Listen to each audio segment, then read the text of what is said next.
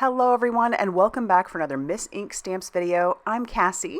Today we're going to be making a gatefold card, but let's talk about what we're using today. I have this really adorable It's a Trap stamp set. I love the snarkiness of some of these Miss Ink stamps, and that one is one of my favorites now. We also have the Everyday Sentiments. We're going to make this a birthday card. And then I am bringing in the Tiki Square stencil. I'm going to bring in another stencil later, but we'll start with that. So I've got a piece of scrapbook.com mixed media paper. It's really great for obviously mixed media. It's one of my favorites.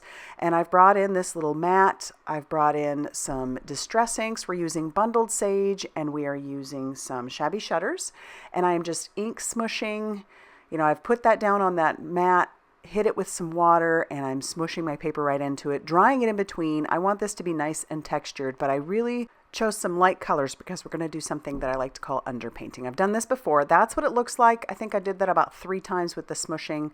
Made sure it was nice and dry with my heat tool before I put it into my little mini misty. And then we're going to take our image, which is that Venus flytrap, and we are going to stamp that down on top of our background. And so it really leaves this really cool look of, well, an underpainting, because we're going to do some more painting on top of it. So I'm using VersaFine Clair Nocturne ink. It's a black pigment ink, perfect for watercolor. So I'll stamp that down. It does a really good job of stamping that first time, so I don't need to stamp it again. And then I'm going to bring in a few more distress ink colors. That first color is some Kitsch Flamingo. And if you know color theory and stuff like that, usually pinks and greens are, if they are painted on top of each other or mixed together, are going to give you a brown. But because I use such a light background and I'm using a very light hand with painting, it's actually sitting on top of the color. You can still see it underneath. You can still see that bundled sage and that Shabby shutters underneath, but I used a really light color. I am not trying to move the color too much, because if you disrupt it, you know, it is going to reactivate your color and eventually you will get mud. So now I'm going to put some picked raspberry on top of that. That's just to add a little bit of shadowing and shading, and I'm kind of just pouncing that color in there. It's going to sit on top of there nicely. These pinks are much darker than those greens that I chose. That's another reason why they're just sitting on there pretty nicely. But again, if you play around too much, you're going to end up getting mud. So we'll just do a little bit more, and then that's going to be it for our plant itself.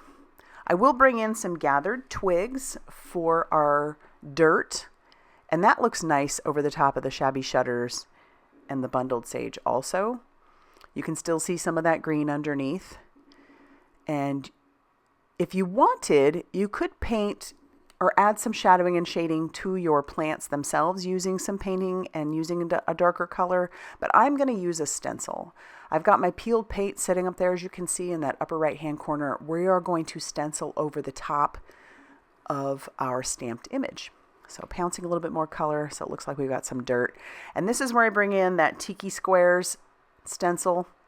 And I'm using a very tiny blender. This is one of those mini ink blenders, mini, I don't know what they call it exactly.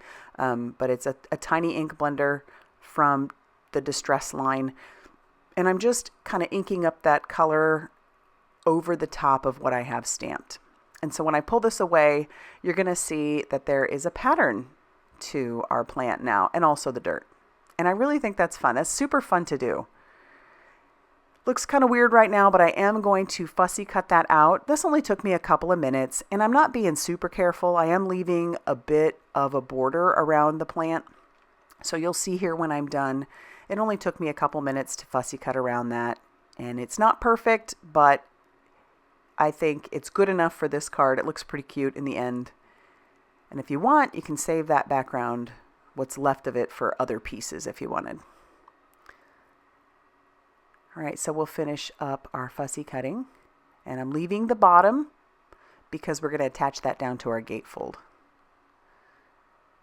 Before I move on to that, we're going to grab in that peeled paint again and use that mini ink blender, and we're just going to add that to the edges. That's going to ground this a little bit more because it's darker down there at the bottom. And I am happy with how that turned out. So now I've got 2 pieces of cardstock. I've used a light blue and a green. We've cut that down to 11 inches by 4 1/4, and then we're scoring that at 5 1/2. So these would look like top folding A2 sized cards. It will be A2, but it is going to be a gatefold, so we're going to end up overlapping these. So the same with the green, score that at 5.5. We're going to cut that green one down though, because I want the plant to be most of the background, if that makes sense. So it'll sit on top of there. But before I attach anything, I want to grab out another stencil. I love how many stencils Miss Ink Stamps has. She has so many, and it's such an extensive line that I thoroughly enjoy mixing and matching. This Night Sky one is one of my favorites, but there are so many great stencils. I don't even have them all, but I definitely love them all. And it's super fun to do backgrounds like going over something that you've already painted or colored or stenciled before. I love to combine them. It's super fun. All right, so we've made our cloudy background here. That's going to be our sky because we're making a scene. I'll clean up my mess, and then I'm going to attach down my green panel to the inside of my blue panel. So this is what's going to make it the gatefold. And then we'll just make sure that that green piece is actually nice and scored, so it'll close well. And then we can stamp our sentiment, which says, "Don't grow up, it's a trap." This will be a fun birthday card to send to one of my nephews. They're a little bit older now, so I think they'll appreciate this. And then I'm going to stamp out the flies onto some white cardstock, and we're going to fussy cut those out also. I want to make these flies look like they are floating or flying through the air and not really attached to anything. So in order to do that, I'm bringing in some acetate, and I'm just going to trim that acetate down using my guillotine trimmer. You really can't see it, and so you got to be careful where you put your acetate because you could lose it super easily. You can't see it even on this. So I put the one so I don't lose it onto my card, and then I'm putting a little bit of glue on the top of each one of those pieces of acetate, and I'll attach down one of the flies. We'll trim this one down a little bit, and then we'll attach another fly to that other piece. It's so funny because it looks like I'm not doing anything but just sticking glue down on my glass mat because you really can't see that acetate. And then our last fly will attach down to the last piece of acetate that I have, just using again some more of that liquid glue. And then we can take our little flies and we can attach them to our plant. So we're going to just glue those behind our plant to make them look like they are flying around. I got the kids a Venus flytrap once when they were younger. It didn't last very long because we didn't have a lot of flies in the house. And trying to catch a fly and stick it in there, that was a whole thing. But it was super fun to watch it for the little while we had it. I'm also not very good with plants, so there you go. All right, now we're going to glue down our colored piece to our gatefold green. And there's my cat Miles saying hi right up on the microphone. I decided to leave that in. All right, so we've glued that down. That's actually not going to finish off our card just yet. We do want to stamp something on the inside, but look at how cool that looks. What a fun gatefold.